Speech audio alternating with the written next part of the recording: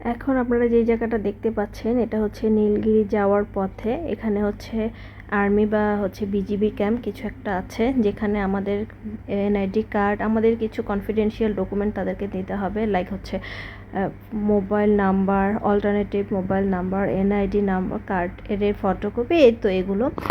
তারপর আমরা নীলগিরির পথে রওনা দিয়ে দিই। আজকের পুরো ভিডিওটা থাকবে নীলগিরি যাওয়ার পথ নিয়ে, একদম অনেস্ট রিভিউ। নীলগিরি বান্দরবন আসলে কি অনেক বেশি সৌন্দর্যপূর্ণ, নাকি শুধু মানুষের কথা হাইপ তোলে এরকম কিছু একটা? কোন বয়সের মানুষের জন্য পাহাড় খুবই স্বাচ্ছন্দ্যভাবে ঘোরাফেরা করতে পারবে, কোন সময় গেলে আপনারা খুব ভালো মতো এনজয় করতে পারবেন পাহাড়, সব কিছুর ডিটেলস ইনফরমেশন থাকবে এই ভিডিওতে। আসসালামু আলাইকুম, কেমন আছেন সকলে? আমার নতুন একটা ছোট্ট ভিডিওতে সকলকেই স্বাগতম। আমার মনটা আজকে খুব একটা ভালো নেই। এখন আপনারা বলতে পারেন, আরে আপু আপনি তো ঘুরতে আসছেন, মন কেন ভালো নেই? হ্যাঁ বলছি, আমার মনটা ভালো নেই কারণ আমরা 4:45 আমাদেরকে বাস নামায় দেয় হোটেলে। তারপরে আমরা মানে টুকটাক কিছু খেয়ে দিই, রওনা হয়ে যাই, যেহেতু এখানে চাঁদের গাড়িতে আসতে হবে আর অনেকটা পথ। এই যে দেখেন, যে ড্রেস আপনারা আমাকে ঢাকা টু বান্দরবন আসতে দেখছেন, আমি সেই ড্রেসেই আছি। হ্যাঁ, এক্স্যাক্টলি আমার এই জন্যই মনটা খারাপ যে আমি ড্রেস চেঞ্জ করতে পারিনি। এতগুলো ড্রেস আনছি, কোনোভাবেই মানে ফ্রেশ হইতে পারিনি। আর হোটেলে চেক ইন টাইম যেহেতু 11টার দিকে যদি আমরা হোটেল চেক ইন করতাম, ফ্রেশ হতাম আর একটু রেস্ট নিতাম, তাহলে আমাদের বের হতে 2টা-3টা বেজে যেত। আর 2টা-3টার দিকে চাঁদের গাড়িতে করে নীলগিরি যাওয়া না যাওয়া একই কথা।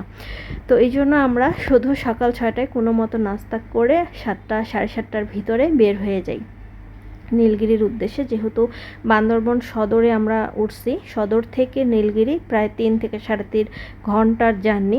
আর পাহাড় যেহেতু, পাহাড়ে একটু সময় বেশিই লাগে, উঁচু নিচু পথ। তো আল্লাহর রহমতে আমরা নীলগিরি এসে পৌঁছাই গেছি। তো এখানে আপনারা যারা আসতে চান, যারা অনেক বেশি এনার্জেটিক পারসন, যাদের অনেক বেশি ঘোরাফেরা ইচ্ছা আছে বা হচ্ছে অনেক বেশি শক্তিশালী মানুষজন, তাদের জন্যই শুধু পাহাড় সত্যি অনেক কষ্টের জায়গা। কিন্তু হ্যাঁ, একবার যদি আপনি পাহাড়ে উঠে যান, তাহলে পাহাড়ের সৌন্দর্য মিনিটে মিনিটে, ঘন্টায় ঘন্টায় বদলাইতেই থাকে। আমরা যেহেতু পাহাড়ের উপর, পাহাড় আর বৃষ্টির একটা খুব ভালো বন্ধন থাকে। আর আমরা যেহেতু ড্রেস চেঞ্জ করতে পারিনি, একটু ফ্রেশ হইতে পারিনি, সবারই মন মেজাজ অবস্থা খুবই খিটখিটা। আর দেখতেই তো পারতেছেন, কাঠফাটা রোদ, মানে গরমে আরও ফ্রেশ হইনি, সব কিছু মিলে আসলে জগা খিচুড়ি। ঘুরতে আসছি নাকি মানে নিজে বিরক্ত হইতে আসছি আল্লাহই জানে। যাই হোক, তারপরেও আমরা নীলগিরিতে বেশ এনজয় করছি। যে বৃষ্টি হয়নি, তারপরেও ওয়েদারটা বেশ ভালো, মানে ওয়েদার না, ভিউটা ভালো ছিল আর কি। বৃষ্টি হলে মেঘটা আরও নিচে নেমে আসতো, আরও চকচক করতো ওয়েদার, মানে আশেপাশের ভিউটা আরও ভালো লাগতো। তো যাই হোক, কপালে যেটুকু আছে, তকদিরে যতটুকু আছে ততটুকুই আসলে হবে। তো আপনার ভাইয়া বারবার বলছিল আসলে ছবি তুলে দিই, চেহারা যা ব্যাঙের পাঁচ অবস্থা, আবার যদি ছবি তুলি পুরো জঘন্য আসতেছিল ছবি। এমনিতে আমি কালামানিক, আবার যদি ছবি তুলি পুরো ব্ল্যাক ডায়মন্ডের মতন আসতেছিল। এই জন্য আমি নীলগিরিতে কোনো ছবিই তুলিনি। তাই আপনাদেরকে আমি যেগুলো ছবি আমার পেজে দেখতে পাচ্ছেন, দিয়ে আপনাদের মাথা নষ্ট করে দিচ্ছি, সেগুলো সব হচ্ছে দেবতা ঘুমের ছবি। সো নীলগিরিতে আমি ড্রেস চেঞ্জ করতে পারিনি, দ্যাটস ওয়াই আমি কোনো ছবিও আপলোড করিনি।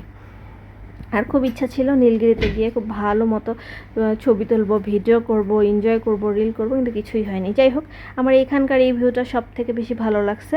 আর আমি আসলেই নীলগিরিতে যাওয়ার আগে জানতাম না যে নীলগিরির এই পাহাড়টাই বাংলাদেশের সব থেকে উঁচু পাহাড়। তো ওখানে গিয়ে অনেকেই বলা করতেছিল, তারপরেই জানতে পারছি যে পাহাড়টা বড়। কিন্তু আমি এখনও গুগলে সার্চ করিনি, আমি সার্চ করে দেখব যে আসলেই কিনা। তারপরে আমি এটা পুরোটা ঘুরছি। নীলগিরি একটা পুরো মানে রেস্টুরেন্ট রিসোর্টের মতো, হ্যাঁ, রিসোর্ট করে রাখছে, আশেপাশে রাস্তাগুলো বেশ সুন্দর। তো বেশ ভালোই আছে, আধা ঘন্টা তো লাগবেই আপনার পুরোটা ঘুরতে। আর যদি ছবি রিলস বানাতে চান তাহলে আরেকটু বেশি সময় লাগবে। কিন্তু যারা খুব বেশি এনার্জেটিক, যাদের বয়স হচ্ছে মনে করেন যে 17 থেকে 45-50, তাদের জন্য নীলগিরি ঠিক আছে। কিন্তু এর বেশি যদি হয়ে যায় তাহলে যে উঁচু নিচু রাস্তা, তো তাদের জন্য একটু কষ্টই হবে। আর পাহাড় 55-র উপরে যারা, তাদের পাহাড়ে না যাওয়াই ভালো, কারণ সমতল ভূমির এক, পাহাড়ের রাস্তা আরেক, একটু কষ্টদায়ক।